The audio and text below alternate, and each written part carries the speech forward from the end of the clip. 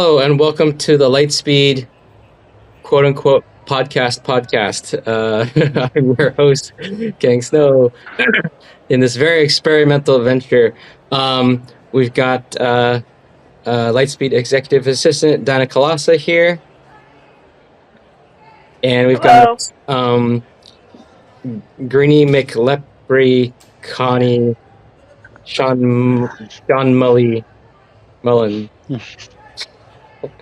SoCal director and director of the gym at Lightspeed Saber Candy. I see that. I see that. You got the Riz. He's risen us up, D. So, we just got through the Lucky Charm tournament, named very aptly by director John Mullins. John, why don't you, before we get into the tournament, why don't you tell us a little bit about your process for naming things, which I think you seem to have a thing for. I'll be honest, it's usually based on dates. So, I wanted one mid-February or mid-March. Actually, we had one originally planned for mid-February. We decided to have a larger gap before we really got into the season. But, we had it this weekend because today's St. Patrick's Day. Haha! Mm-hmm. Hence the green. And also hence the Lucky Charm naming. Next month, being that it falls right before, our lovely and everyone's favorite thing, taxes. That's why it's taxes and sabers. That's usually how it goes. Although there were several last year that were named after, Padawan or Rise. Just kind of like it was all about elevating people. That's kind of how involved the naming process really gets, unless somebody suggests something. Occasionally, we do get suggestions from William Alonzo, because he likes helping us set up tournaments. So he comes up with ideas sometimes. Totally fair. D, as I recall, Dakota in Texas was he often came up with really creative tournament names, huh? Yeah, he absolutely did. There would be Back to School Bash, and I think they had one around Halloween that was Spooky Scary Sabertons. Oh yeah, right. That's right. Yeah. Which is always extremely helpful for me. The more themed of a name that I'm given, the easier it is to create. When I'm in charge of creating graphics, the easier it is to create some kind of graphic that stands out a little bit more and is a little bit more unique and fun versus just the more generic named ones kind of get more generic graphics. Because a lot of times I'm setting up multiple tournament pages in a single day. Sometimes I'm setting them up for the whole quarter, all in one day if I can.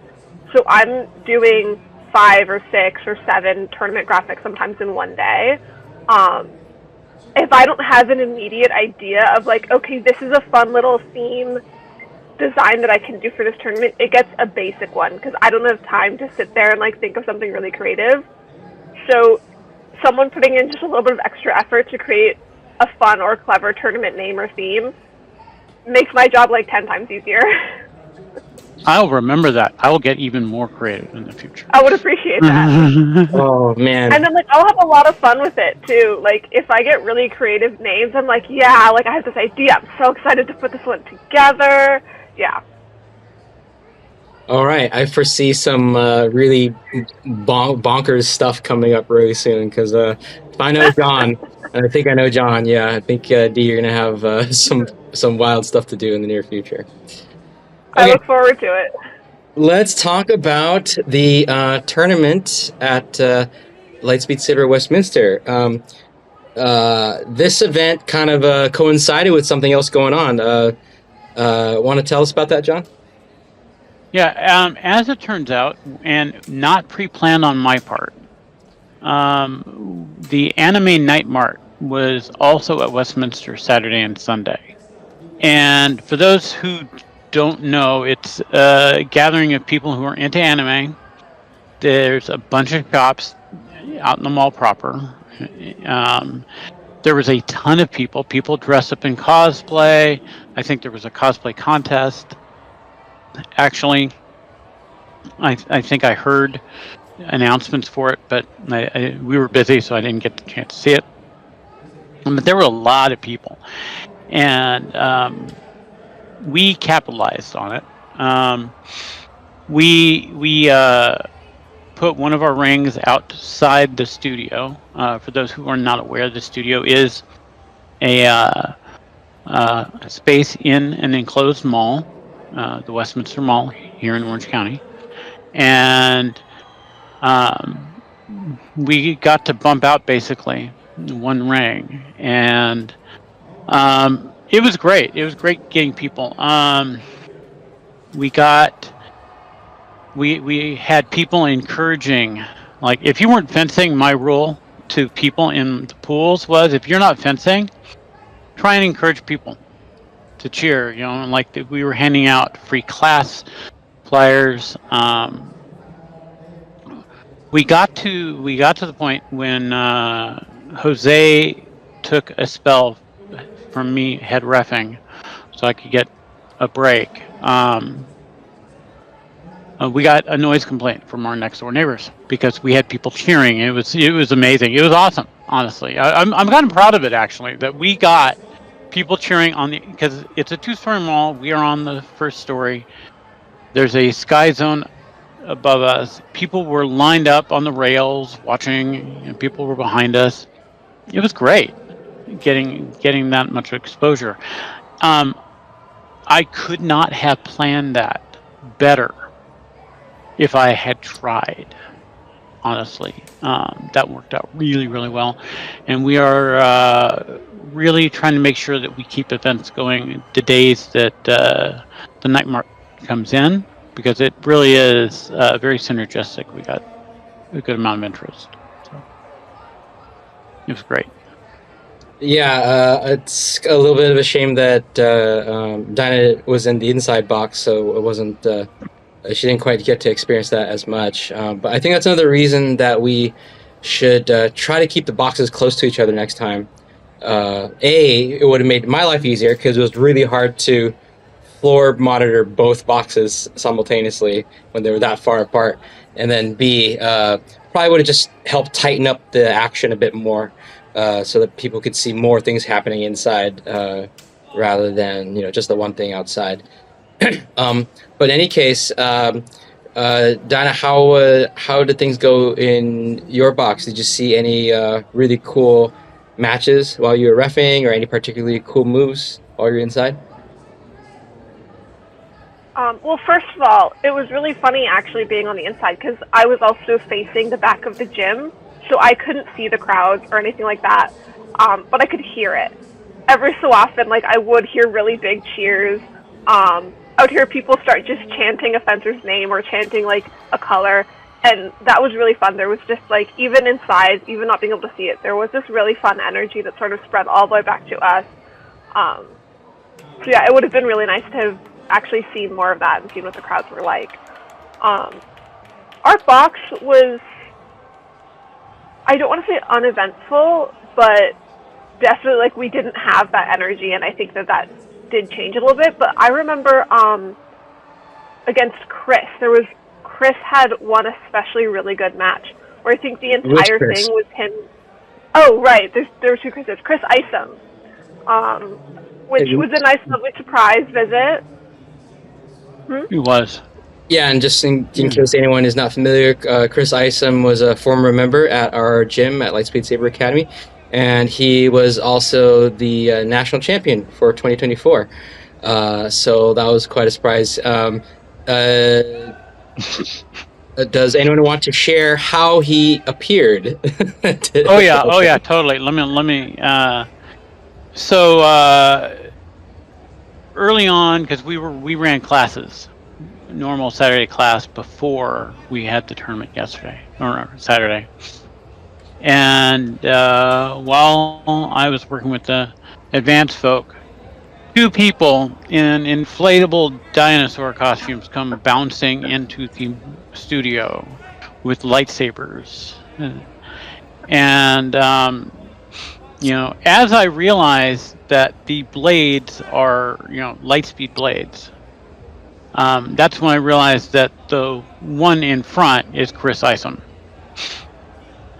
And I'm like, oh, wow, when did you get here? So, yeah, that was a very pleasant surprise. It was cool seeing him. Haven't seen him in since I want to say August of last year, because I think he left about late July, early August. So, yeah, That's it was right. very, very cool. So, yeah, let's get back to. Thank you, John. Let's get back to Dinah. You were talking about Chris Isom's matches. Oh yeah. Well, just so Chris Isom moved away. We haven't seen him in a while, but he is an extremely skilled fencer that we have. And it's just one of those things where you see him fence for the first time after a while, and you kind of remember exactly how good he can be. We had one match where I think he scored,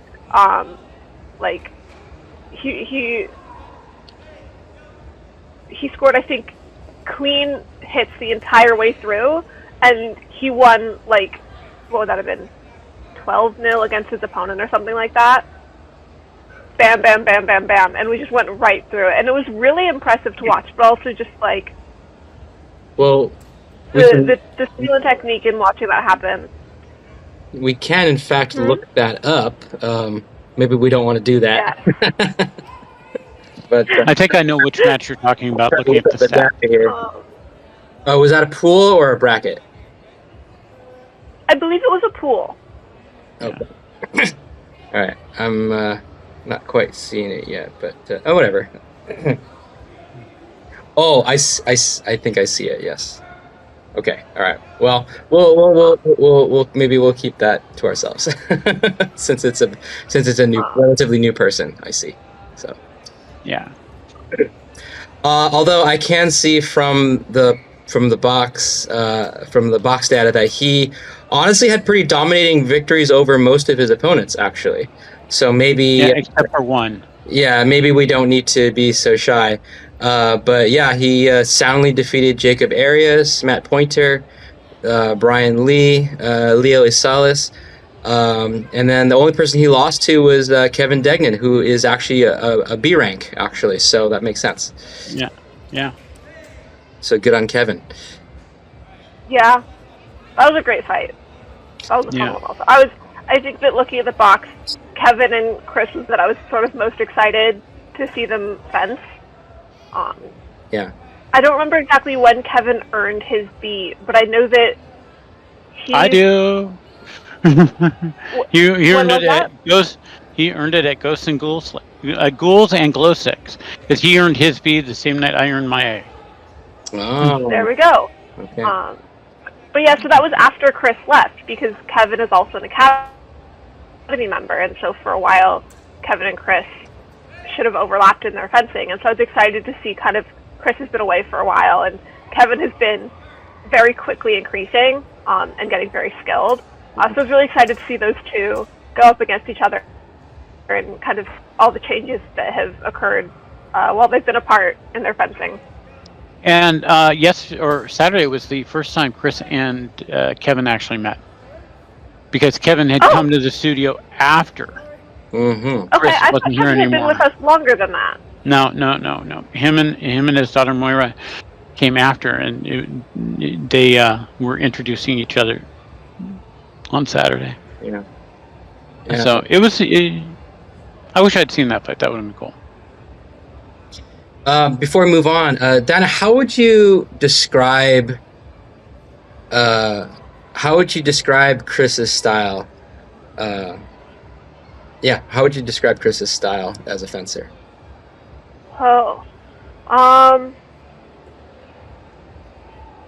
I think that one of the things that he showed a lot of at this tournament that I would sort of think of as one of the first words that come to mind is precision and precise. And I think that that's very clear with his ability to score quick, clean shots.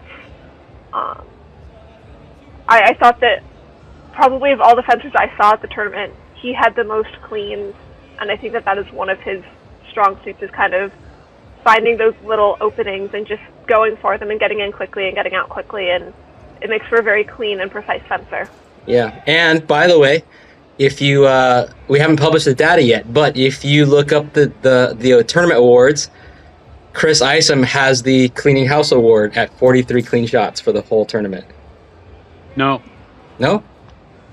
You cannot take any of those stats. Oh. I was just trying to get numbers in. We didn't use the system for this one. Oh, okay. Never mind. You're right. You didn't do that. You're right. You didn't do that. Yeah. Okay. All right. Never mind. I was. We can put that later in post, right? Yeah. Okay. All right. Okay. Well, 43 is a lot. So, okay, but I would totally believe it though, because when I was asking Dinah that question, in my mind, my first thought was precision. Also, actually. So. Yeah. Okay, anyway, so forget that. But still, I would totally believe it, and I would find it totally believable regardless. So, okay, so thanks for that, D. Let's move on to the brackets then, and see if we can remember anything special about any of these matches. Let's see here. We had Leo Salas versus Brian Lee. Who covered that one?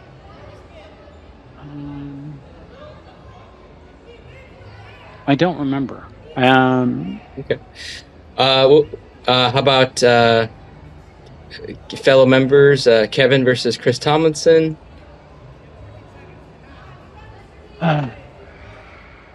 Here's the thing: is when we were down at the first level there, I remember Matt.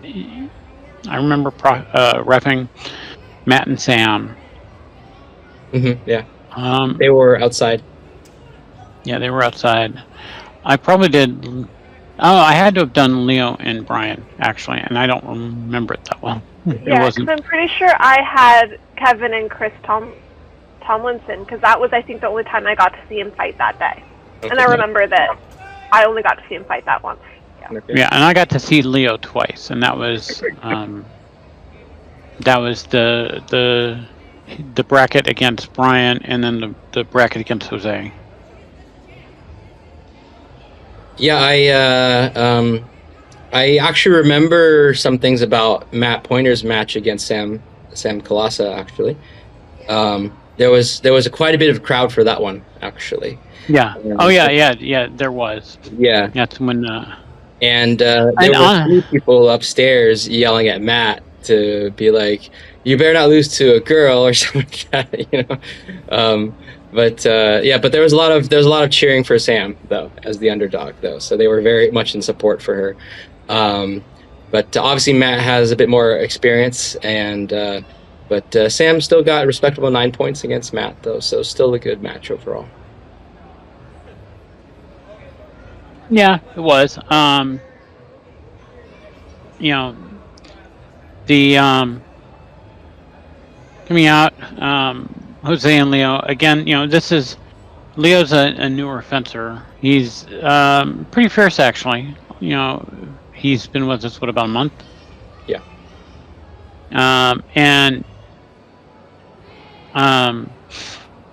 The match with him and Jose got 13 to Leo's 9. That's actually pretty respectable, given that it was a 24-point match and they went to time. That was a very slow-paced match. They had a bit of a standoff, as I recall. Yeah, they did. They were definitely trying to bait each other to do something. I remember at the beginning of the match, actually. Why do you think this match turned out like this, John?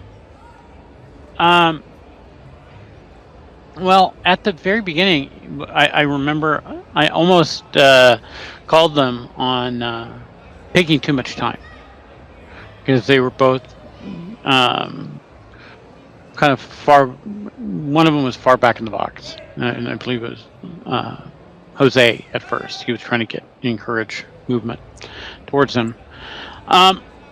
They were just being cautious. that's kind of the watchword for that one. That's what I can remember most for it. Okay. Yeah. Let's see here. I remember I have a few recollections about this match in which Matt Pointer was eliminated, fencing Chris Isom. Actually, that was outside too. I think you were referencing that one, John. I actually gave Chris beat Matt pretty soundly. But I remember I gave him some advice, which was for Matt to go for the head, because that seemed to be the dominant way that he scored his points against Chris Isom.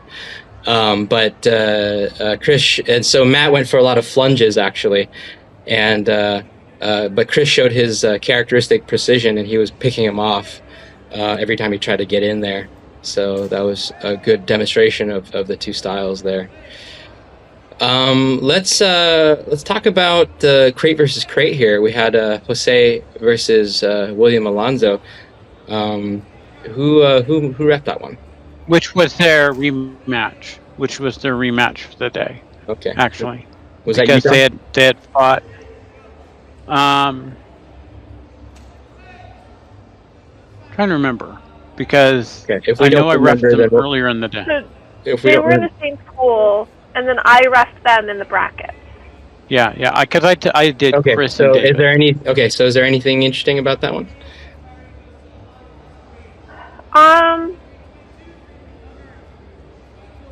I'm trying to remember. Okay, then we'll move on. I do remember it was a very.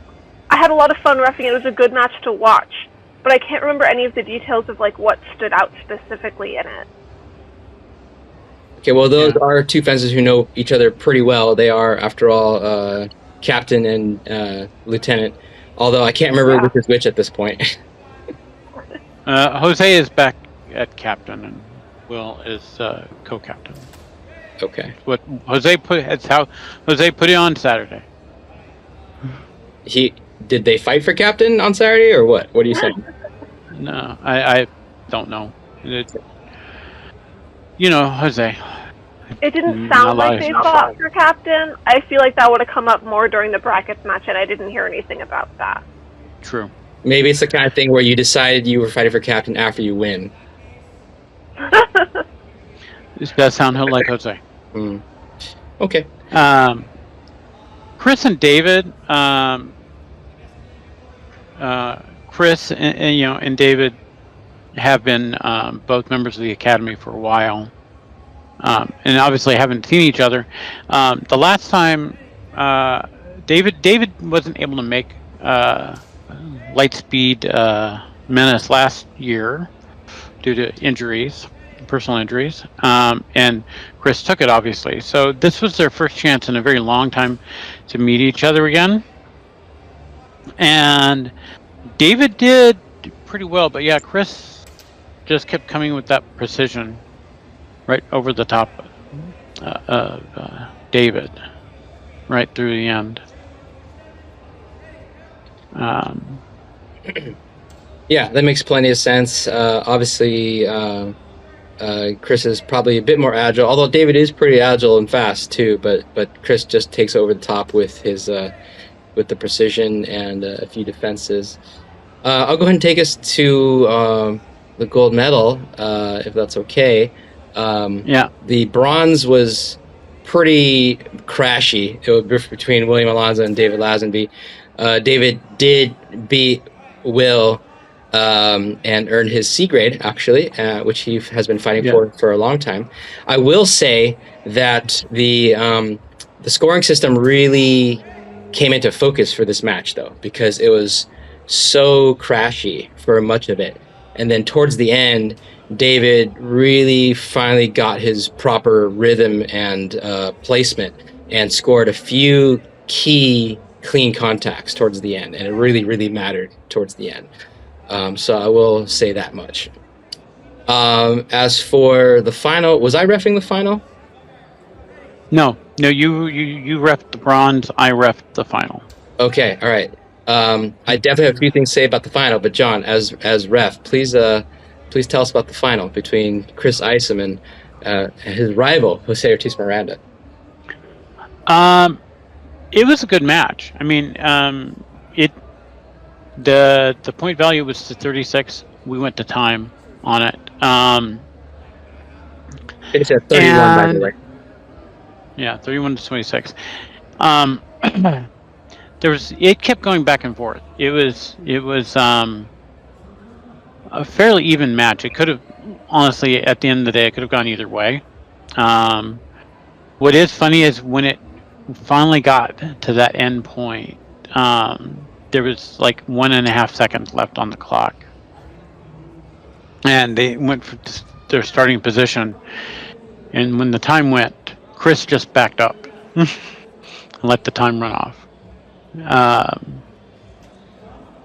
Which was funny as all heck, because it's like Jose could not get that 5-pointer to make it go into overtime. Which honestly, in that match, it was possible because there were a couple of 5-pointers throughout it, so it wasn't unheard of. But yeah, they were pretty well matched. And I believe right before the end, too, they were even more tied up, and Jose was rushing to get those last few points when we were down to like 10 seconds on the match. And I think there was another one that Chris just sort of sniped him and got a first contact in, and he just sort of moved that point difference between them just a little bit more until they were down to just 1 second.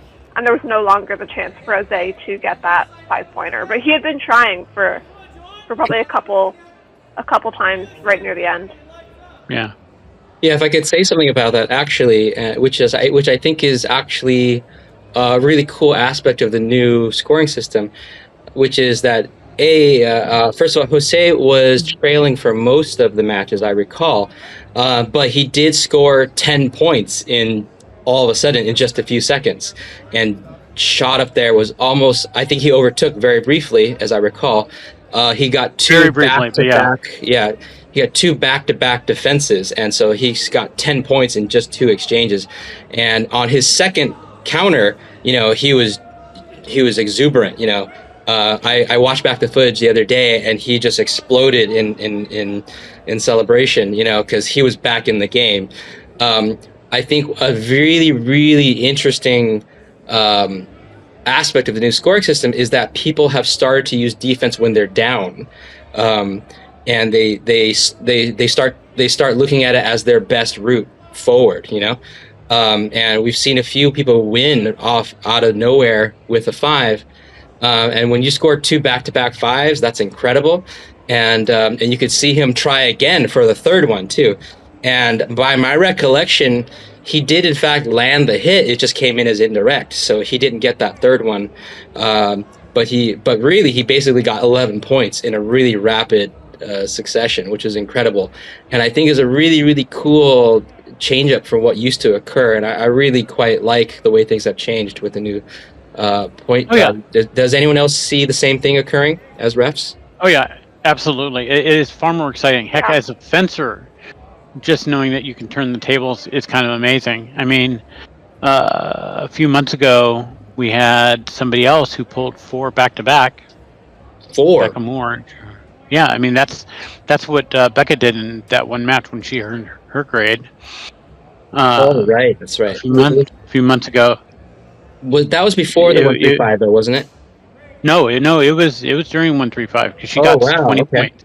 Oh, you're right. She shifted the playing field. She was down to being up fairly well in one short period, and that kind of changeover is exciting. It's fun. It's great to watch. Yeah, you're right. That was in fact the first tournament, actually, if I recall right. That was the first tournament that we did that we ran 135 formally. Is that right? I think it might have been, yeah. Yeah. Good memory on that one. Yeah. And like you said, the third one Jose went for, unfortunately, was an indirect. It should have been, but unfortunately, it just hit that one spot and then came down. Mm-hmm. It was so close to getting that third 5-pointer in a row. And had he done that, I mean, who knows? It probably would have gone into overtime, and we'd be talking a different winner from Saturday. But possibly. I mean, it would have been an extra 4 points, so it would have been 31-30. But that's true. That's true. But Dinah, let me give this one to Dinah. If your opponent, if you have the lead and your opponent scores 3 back-to-back defenses on you, they jump 15 points. Okay, like what do you think that does to you mentally as a fencer? Oh, And do you think the result might have been different? Because again, if the points were just exactly the same, Jose still would have lost. But do you think that a match can stay exactly the same, or do you think that changes things once someone does that to you? I think it definitely makes you more nervous. I think that it would have shifted the energy in the ring. 2, I think, already does that, but 3, that's 15 points.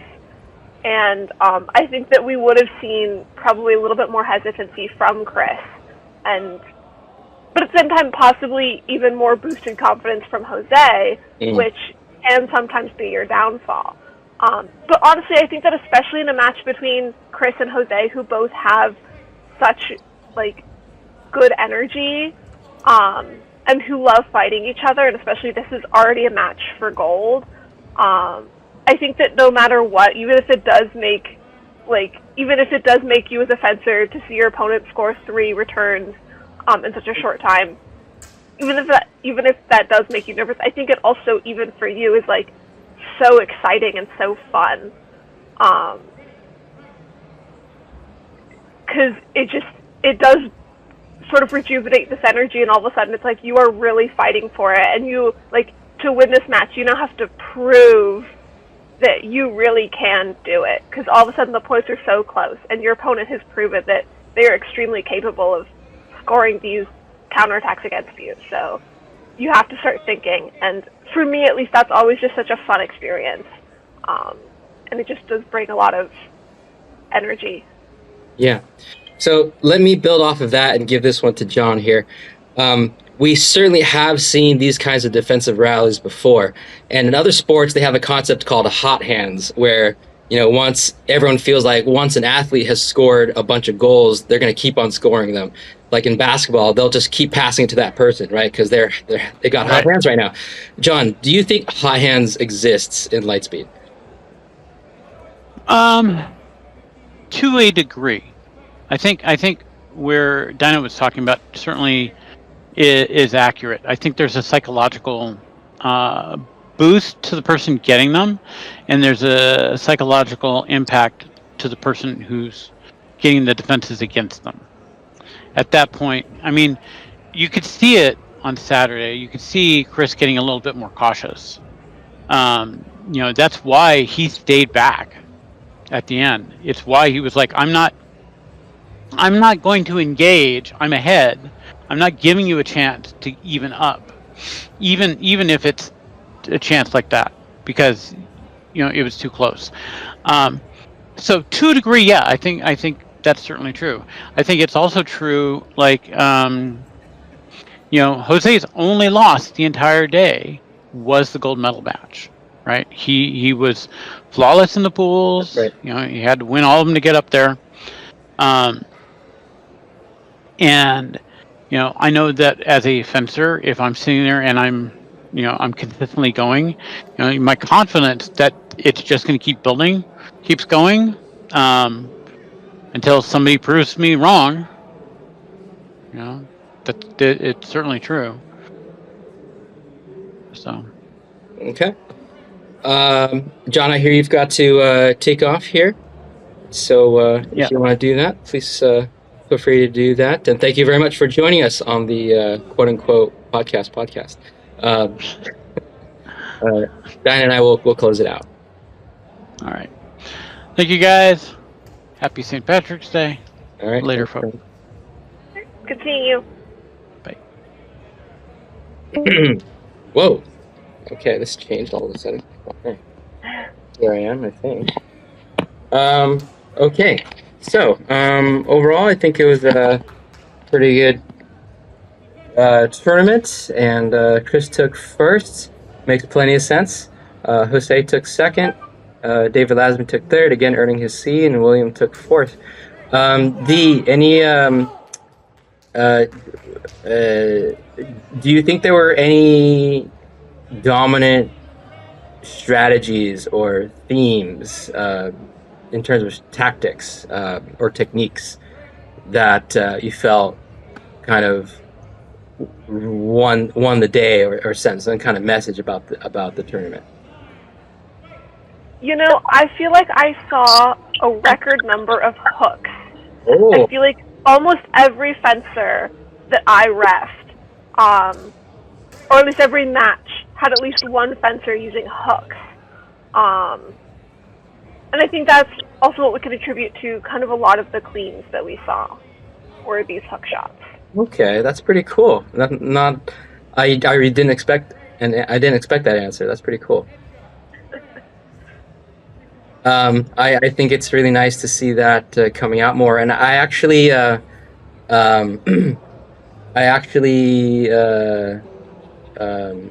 just came back. We both just came back from Tennessee, and I know that Sean Friedman from Long Island, the captain there, he's been taking our online course, and so he learned to use the hook online. He didn't learn it in person, and I saw him using lots of pronate hooks in the Tennessee tournament, and he had I asked him about it. He had like a lot of confidence with it too. He was like, "This is my thing," and he was using it a lot against people. And he's like, "This is scoring me tons of points." It was kind of amazing.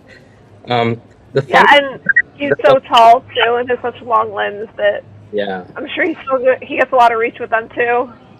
Yeah, that guy using hooks is murder. Yeah. I can't remember if it was. These were back to back. We had them weekend after weekend, so I'm blurring some of these right now. I don't know if you're feeling the same way, but yes.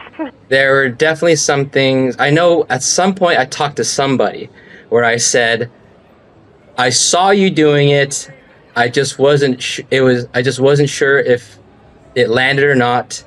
And it's because I think it was Matt, and it was a supinate hook. And it was perfectly executed, right? And if you do it perfectly, it lines up on a flat plane with your opponent's arm, okay?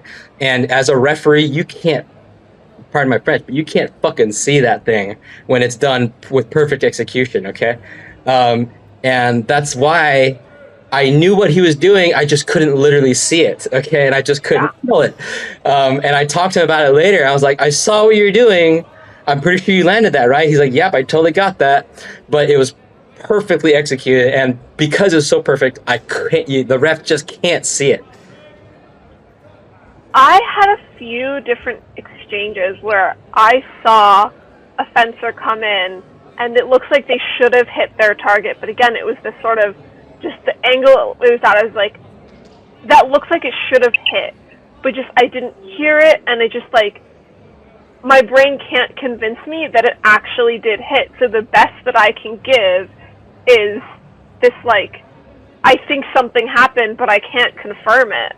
I found like I had quite a handful of those at this tournament, where I was like, that should have happened. And I know that, like, it should have happened, but I just don't quite have that, like, 100% confirmation that it did. That's right. Before we kind of start to close this out, was there any, as an official, were there any lessons you took away from running this tournament that maybe some things that we should improve?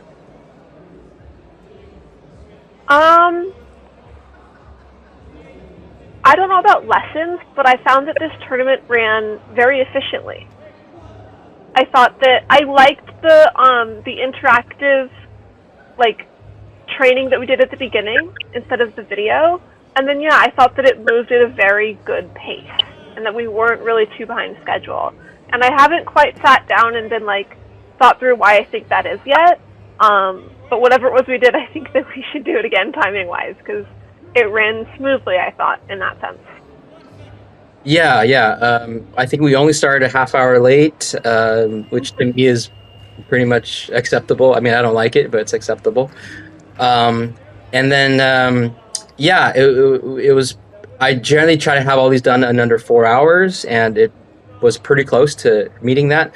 Although I was still a little disappointed that people were still leaving. So I think one thing I would like to try to do is to make sure that we um, get some roles filled and give people something to do. Because I think if they have something to do, they're more likely to stay. Mm-hmm. And so I'd like to try to get more. I'd like to try to we need to figure out something where we are able to remind people or something that we need roles filled. Like we could really use some more camera people. We could really use coaches, right? Because otherwise, you get down to the gold medal and everyone's gone. It kind of sucks. Yeah. So, Coaches, yeah, coaches, I think is a big thing. We didn't really have any for this one. By yep, the time we got down to the end, we didn't really have people left to serve as coaches. yeah. That was a real shame. And I think maybe the next one we should make an announcement at the start to be like, hey, we have things that you could do that you could help us out with if you'll stay, and we'd really like your help to do that. Yeah. And then also just highlight, yeah, it feels a little sad when you're at the gold medal and no one's there. So yeah, I think we should make a point to try to mention that to people at the beginning and keep them there. Yeah. We did have a few power issues, but nothing that we can't work through, I don't think. So myself, I think I could have done a little bit better on enforcement. How did that go for you? Yeah. I thought that sort of we had a few kind of specific issues with enforcement, and maybe like a few sort of specific people more than others. But I thought that other than that, I didn't notice too many issues. Um, I do agree with what you said earlier, where it would be helpful if the boxes were closer together for the power proctor, because also one of the things that I will do as a referee sometimes is if I know that something is coming up that I'm unsure about, or we have a returning fencer who